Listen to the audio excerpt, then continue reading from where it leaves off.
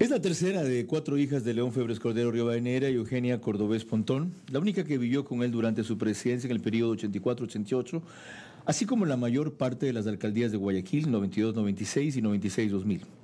Esa experiencia y la influencia que tuvo en su vida fue lo que la impulsó a escribir esta biografía de su padre, para contar lo que muy pocos conocen de él, con el ánimo de inspirar, especialmente a los jóvenes, a seguir el ejemplo de servicio al país. Nació en Guayaquil, cursó sus estudios en el Colegio La Asunción, los continuó hasta graduarse en el Dana Hall School de Wellesley, Massachusetts, Estados Unidos.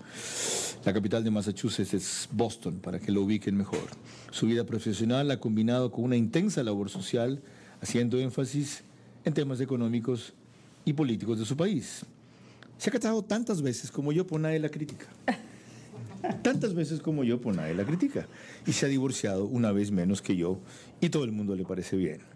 Antes de hablar con Liliana Febres Cordero, escuchen los términos en que su página y redes sociales definen este libro llamado León, mi padre. Muchas noches me encuentro entre sueños con mis padres, con los ojos verdes y tiernos de mi madre, con su sonrisa espléndida. Siento los besos y las caricias de mi padre, sus bigotes hundidos en mis mejillas y su olor a tabaco. La ternura de ellos la llevo siempre a flor de piel. Me acompaña a todos lados. Me invade. Entre mis cavilaciones me hallo a menudo diciéndome que de mi papá se ha hablado mucho. Y también poco. Sí, mucho del aspecto político y poco del humano.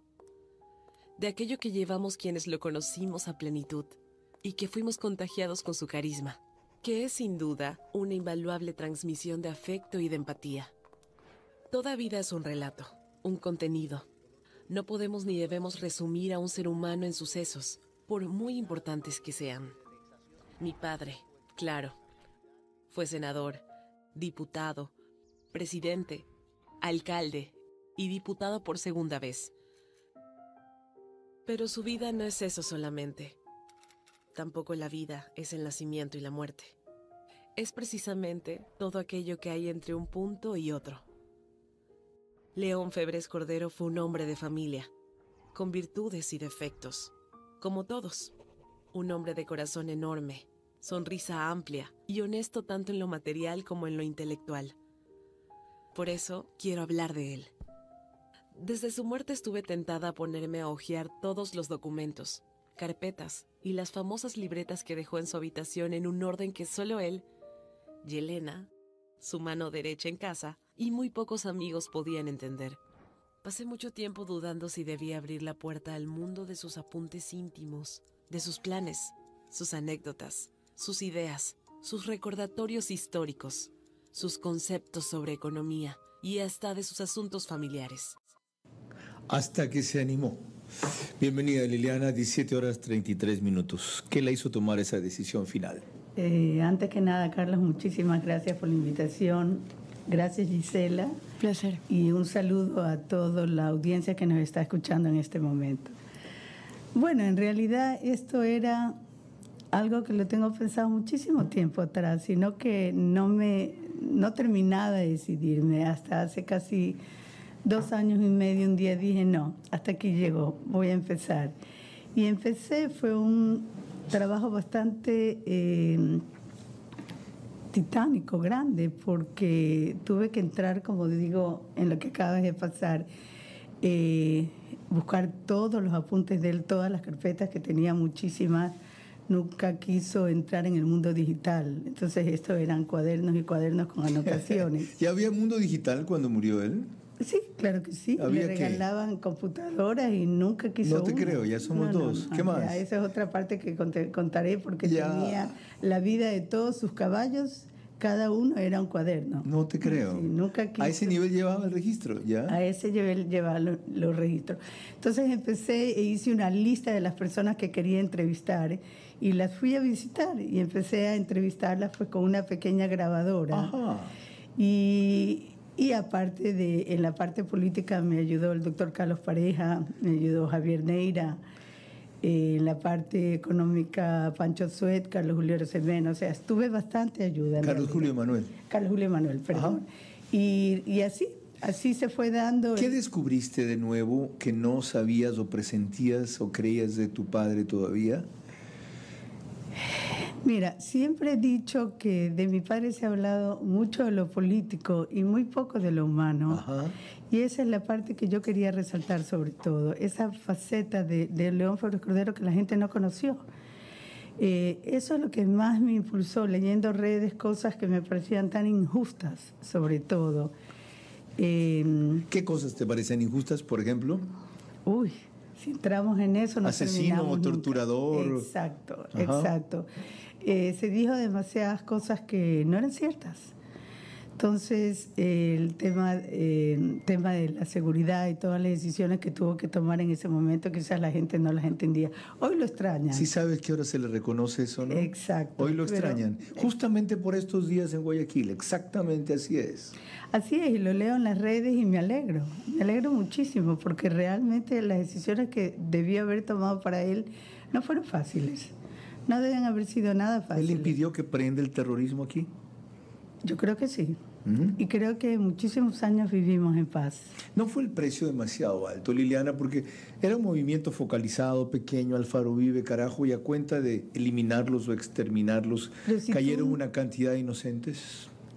No podría decirte eso, lamentablemente muchas veces sucede eso, pero si tú no erradicas y sacas una semilla mala de entrada, eso crece. Entonces hay que tomar decisiones que lamentablemente... Hoy incluso yo le reconozco eso y no porque estoy delante tuyo, ahora lo he dicho antes.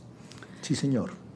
Hay un precio que pagar y eso es lo que tienen que entender la gente cuando a cuenta de derechos humanos respalda las vías violentas de este tipo de revolucionarios que terminaron siendo patria o tregua, no patria o muerte. Y cuando lo dije y era gobierno de Rodrigo Borja con quien transaron, no sé si esto se sabe, me pusieron en la lista de eliminación también. No sabía. Ajá. Pero fue una época difícil. Fue una época difícil que quizás la gente hoy en día la reconoce. ¿Y en lo humano qué es lo que te interesaba hurgar e indagar? ¿Qué encontraste? En lo humano, la gente no conocía que era lo más tierno que podía existir. O sea, realmente era una persona 100% de familia. Nosotros nos reuníamos todas las semanas, tanto los jueves como los domingos en la casa, y ahí sí no ibas. O sea, realmente era... ¿Así de familiar era? Así de familiar. ¿Los jueves, aun cuando era presidente, hacía eso? Bueno, no. Como lo digo en mi libro, en la época de la presidencia, él trataba de venir lo que más podía, pero durante toda la vida, desde que yo crecí, que es lo que realmente te queda sembrado a ti, ¿no? Como persona, es un padre que siempre estuvo presente en la vida de las cuatro. Bueno, yo vi esa faceta de Febres Cordero, perdonen que lo llame así, delante de su hija, de León Febres Cordero, del ingeniero Febres Cordero, como le llamaba, en 1982, cuando siendo enemigos declarados, él cuando fue en el 79 a la Asamblea, me dijo en una entrevista célebre en Ecoiza, usted es mi enemigo número 1 en la televisión ecuatoriana porque usted es un comunista camuflado. Así, en mi cara, de frente, en una conversación. No, él es franco. Él toda la vida fue de frente. Él no mandó a nadie a insultar. Él te ha cuestionado de frente y él nunca pedía tregua cuando había una entrevista. ¿Qué temas va a tratar? ¿Qué me va a preguntar? Dispare como usted quiera, Carlos Vera, decía. Y como usted quiera, ¿ya? Eso sí, aquí vamos a dar y recibir. ¿Ya? No, el privilegio es solo suyo. No se preocupe, ingeniero. Le advierto, decía. Bueno, y yendo a esta parte, él llegaba, la primera vez que fue asambleísta, a unos departamentos de 3 o 4 pisos en un edificio que quedaba 1 o 2 cuadras atrás de la Embajada Americana. Y fue donde la primera vez lo fui a entrevistar, cuando se fue a estrenar. A pesar de esa enemistad, que era política y periodística, pero no personal, en 1982 él le abre las puertas de su familia, de su vida, de su hacienda, a este reportero inquisidor crítico opuesto a él. Y descubro el Febres Cordero que Liliana muestra en este libro. Tenía el pelo... Y por supuesto me acusaron de que había sido comprado por Febres Cordero, vendido a Febres Cordero. No, yo tenía que reflejar en ese programa lo que vi. Y fue un hombre especialmente con sus nietos. Uno de ellos se llamaba Cristian, era chiquito, tenía unos 2 o 3 años, espectacular. Con sus hijas, con su esposa. Su esposa marcaba la cancha en la casa. Y él era un hombre, yo no diría que sumiso, pero muy... inteligente. Sí, esa es la palabra. Lo que yo no he sido, con su esposa. Exacto. Luego fui a su hacienda y su amor por los caballos era impresionante, su orgullo al montar caballos de paso, el cuidado que le daba a todo lo que era agricultura, etcétera. Increíble. Y miren, hay algunas partes del libro de Liliana que yo he destacado entre las muchas que quiero leer. Una primera, ¿ya? Cuando comienza a ser él la figura política que fue. Dice, a los pocos días un enjambre de personas invadió nuestra casa hasta el punto de que el personal de servicio colapsó y no alcanzaba a atenderlas a todos con el café y el agua que usualmente se repartía. Los políticos de varios partidos y amigos de mi padre lo visitaban para ponerse a la orden y para intercambiar opiniones. El jueves de esa semana, me parece que fue la última de julio de 1983, mi mamá nos avisó que no habría cena, sino que nos veríamos el domingo en el almuerzo.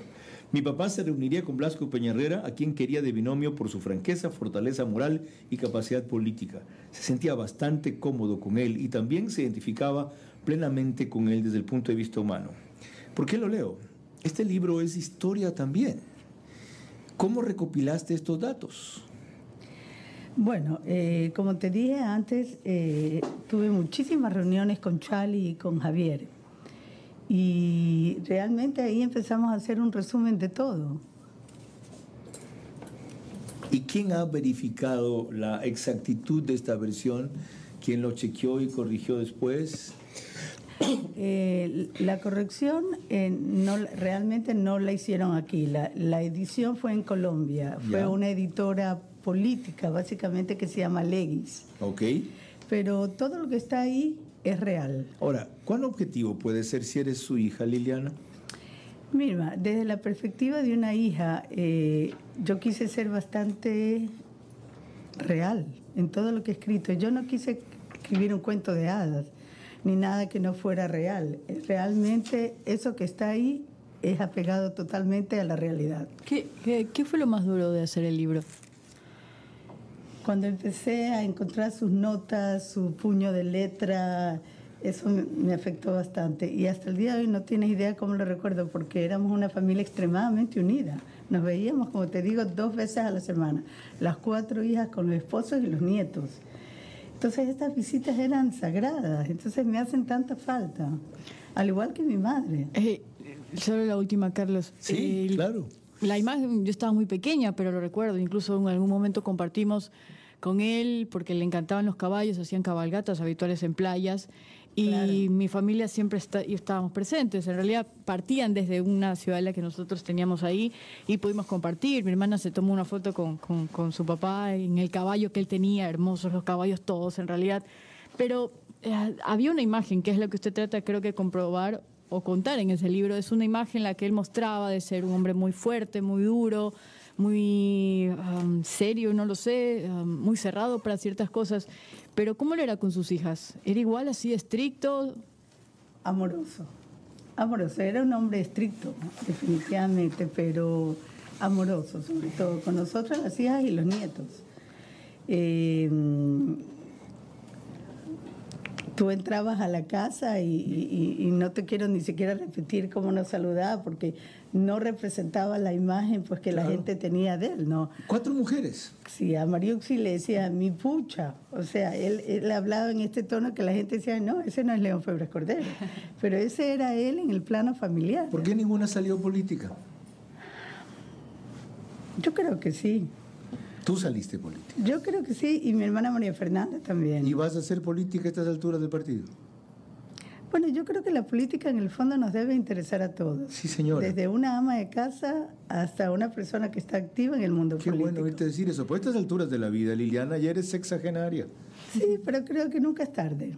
Qué hermoso. Creo que mientras más años tienes, más experiencia y estás un poco más consciente de lo que estás haciendo. Y tienes una ventaja, ya voy contigo. ¿Tus hijos mayores están consolidados? Exacto. ¿Tu cuarto matrimonio está consolidado? También. ¿Ya? Pero... me encantó la respuesta. Me encantó. Ojalá Ernesto Estrada esté escuchando. ¿Ya? Me encantó la respuesta. Okay. Pero. Qué lindo. Luego, y tu economía está consolidada. Entonces, estás madura para darle más a la sociedad de lo que te ha dado a ti. Exacto, eso es lo que yo creo, pero pienso que nunca es tarde. O sea, yo creo que los momentos, creo que cada cosa tiene su tiempo y quizás, no he dicho que es una decisión Correcto, tomada, lo estás pensando. Hoy es mi tiempo, no lo sé. Me encantó. Una de las cosas que me encanta de Liliana, aparte que siempre fue lo que sigue siendo una mujer muy guapa, es su voz, es media ronqueta. Decimos en mi tierra. Totalmente ronca. Eres media ronqueta, bueno. Eso es de Febres Cordero. Ya. Le referí a una parte de la vida de León Febres Cordero que ella recoge en la página 226 de su libro. De paso, Liliana, ¿está a la venta? Sí, claro. ¿Dónde?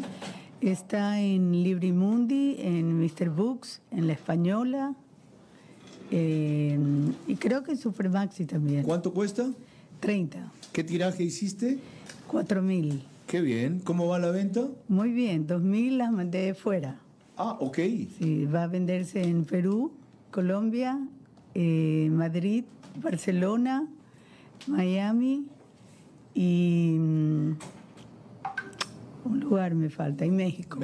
Hiciste un lanzamiento en la UES, ¿verdad? No, ¿Dónde fue que hiciste? En el Parque Histórico. En el Parque Histórico. Llamadas también, que cuando lanzas el libro en Quito, que allá hay más uso del cristianismo que aquí, me dice, y más febres corderistas que aquí. Sí. ¿Lo pensarías? Sí, es cierto. Me lo han pedido ya varias veces. ¿Lo vas a hacer? Puede ser.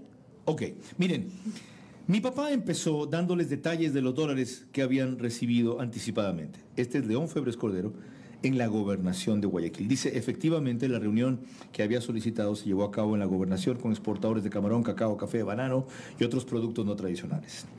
Mi papá empezó dándoles detalles de los dólares que habían recibido anticipadamente, del monto de las exportaciones y luego, para su sorpresa, los datos de transacciones con importadores a los que vendían los dólares. Les dijo que sentía vergüenza de ellos, que no los consideraba auténticos empresarios, sino unos mercaderes oportunistas, capaces de chuparle sin vergüenza la sangre a un escuálido país, que en momentos de crisis, en lugar de arrimar el hombro y ser rigurosos en cumplir con sus obligaciones, se dedicaban a aprovecharse de la situación para enriquecerse más sin que les importara el país. Los trató de mercantilistas que se aprovechan de sus ventajas para enriquecerse a costa del país. Su conducta era un atentado a las reglas del mercado, a la confianza en los mecanismos de financiación a las exportaciones. Su rol era producir más, competir y tener beneficios, pero de ninguna manera usar su capacidad económica para obtener ingresos sin producir, sin invertir, sin arriesgar.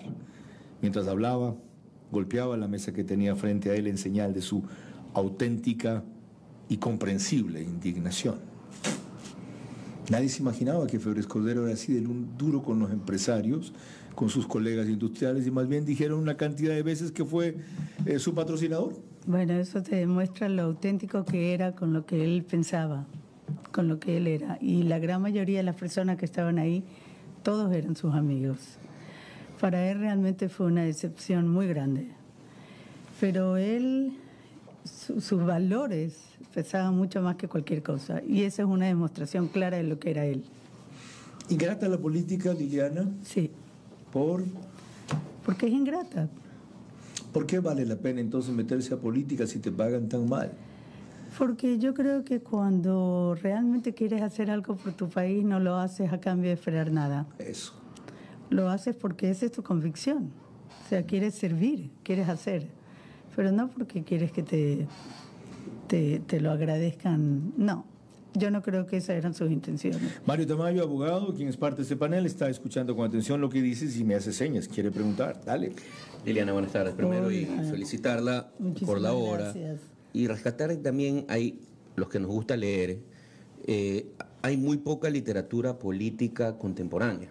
La época de Febres Cordero es la época de la historia contemporánea y justo de esta tendencia ideológica tan útil y con la cual yo me siento identificado, ¿no? Por eso, felicitaciones. Otra. Muchas gracias. ¿Qué parte del éxito de su hermana Mariuxi como deportista, porque es algo que muy poca gente ha tocado, y los que estamos vinculados de alguna forma u otra al deporte conocemos las historias, es gracias a su papá? De acuerdo. Porque quisiéramos saber qué porcentaje y qué era lo que él hacía por Mariuxi. Yo sí lo sé, pero sería bueno que el público lo sepa. Bueno, eso demuestra la otra faceta de lo que era exactamente León Febres Corderos. Era la persona que se levantaba a las 5 de la mañana con Mariuxi, a acompañarla a todos los entrenamientos. Me acuerdo que se había comprado como una cosa nueva que tenía 3 cronómetros. Entonces la pobre Mariuxi vivía bajo presión, porque entonces la estaba chequeando. Y fue parte del triunfo de Mariuxi, pero no puedes dejar de reconocer que Mariuxi era una tremenda nadadora. No, obviamente, pero él cumplía parte de su rol de padre, el rol de dirigente, de ella, dirigente deportivo, porque se volvió un apasionado en la natación, me dicen. Como todo lo que él hacía, un apasionado. O sea, se dedicó y se metió entero en Mariuxi con el tema de la natación. Hasta que la llevó a ser campeona sudamericana.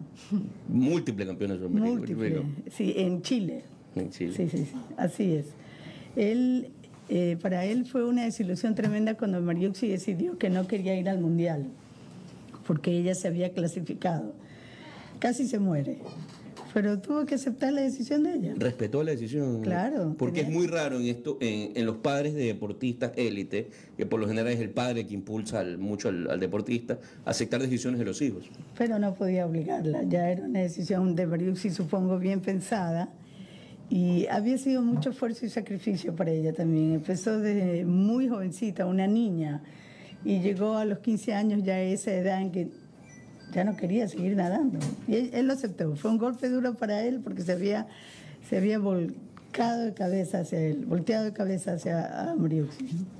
Liliana, para ustedes como hijas, ¿cómo fue todo ese periodo mientras él combatía no solo el cargo como presidente, como político casi toda su vida? Porque las amenazas, las críticas, veo mucho, por ejemplo, hoy hasta un futbolista cuando es criticado en una cancha, sus hijos sufren muchos en las escuelas. ¿Y cómo fue para ustedes eso, desde como niñas, como hijas? Bueno, por suerte, cuando realmente se metió de lleno en la política, ya éramos grandes, ya casi todas estábamos casadas, entonces teníamos la madurez como para un poco entender lo que es el mundo de la política, ¿no? No deja de afectarte como hija cuando insultan a tu padre en la calle o cuando en la época pues de Rangazit, me acuerdo que lo persiguieron muchísimo, tuvo todos estos juicios, o sea, sí te afecta, pero mi padre era un guerrero y yo creo que sus hijas también. Entonces, aprendes a convivir con ellos. Es parte de la rutina. ¿Qué opina Liliana de que los nietos no siguieron por la política cuando eran los llamados a continuar esa línea, ese estirpe? Yo recuerdo muy claramente de esa época del 82 a Cristian Bjarner, si no me equivoco. Bjarner, sí. Él un nieto, él es... El mayor de todos. 92. 92, 93. Tenía 2 o 3 años ese chico por esa época. Ah, no, 82, 83 tenía 2 o 3. 82, 83, claro, correcto. Sí. Ok, ¿por qué a ninguno de ellos les ha dado por la política? ¿Es quizá ver el precio que pagó su abuelo, los enemigos que te haces, lo ingrata que es? Puede ser, pero yo creo que a León Bjarner, que es el hermano de Cristian, el menor, que es abogado, sí creo que le interesa bastante. También es caballista. También es caballista. Y se llama León. Se llama León Bjarner. Ok. Es caballista y realmente lo hace muy bien.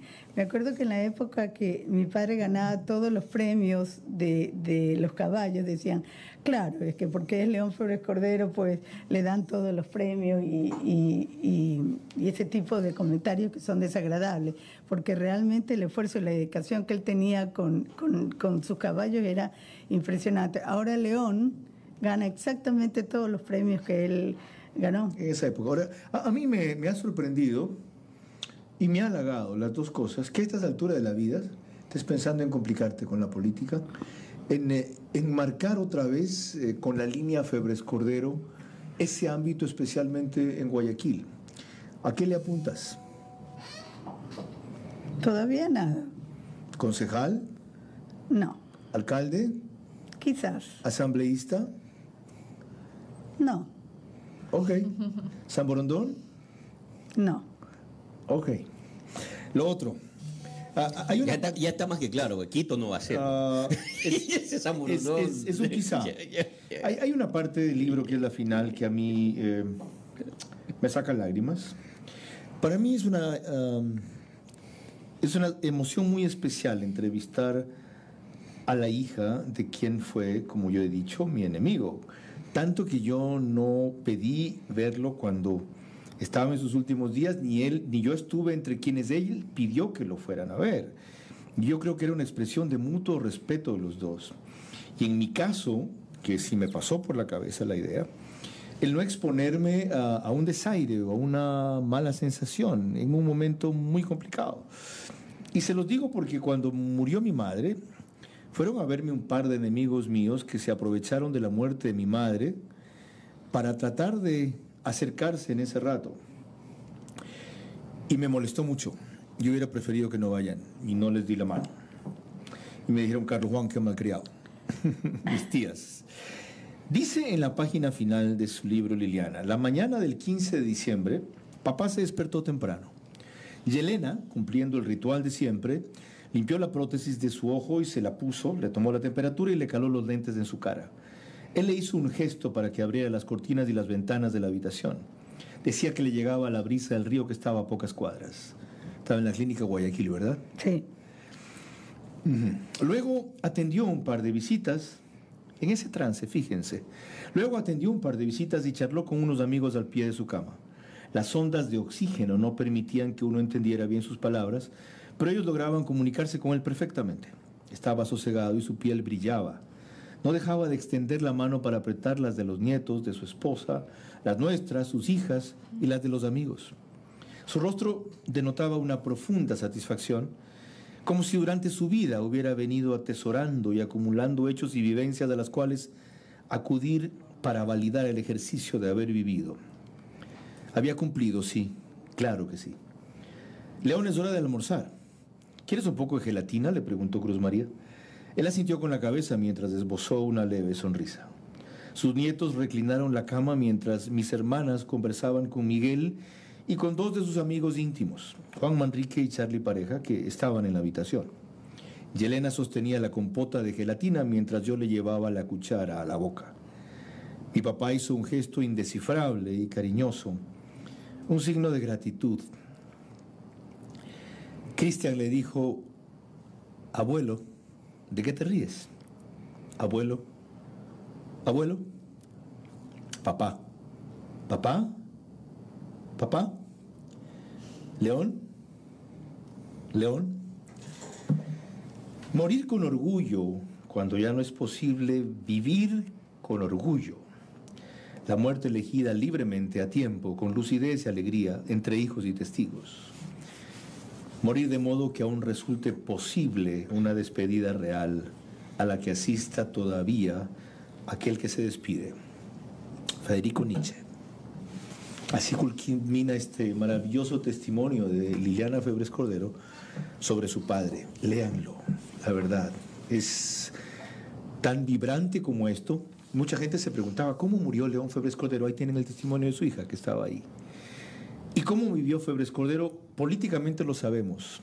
¿Cómo fue Febres Cordero? Lo van a descubrir quizá recién en este libro. ¿Cuándo vuelves? Mira, vale la oportunidad para decirte que hoy en día creo que está más vivo que nunca.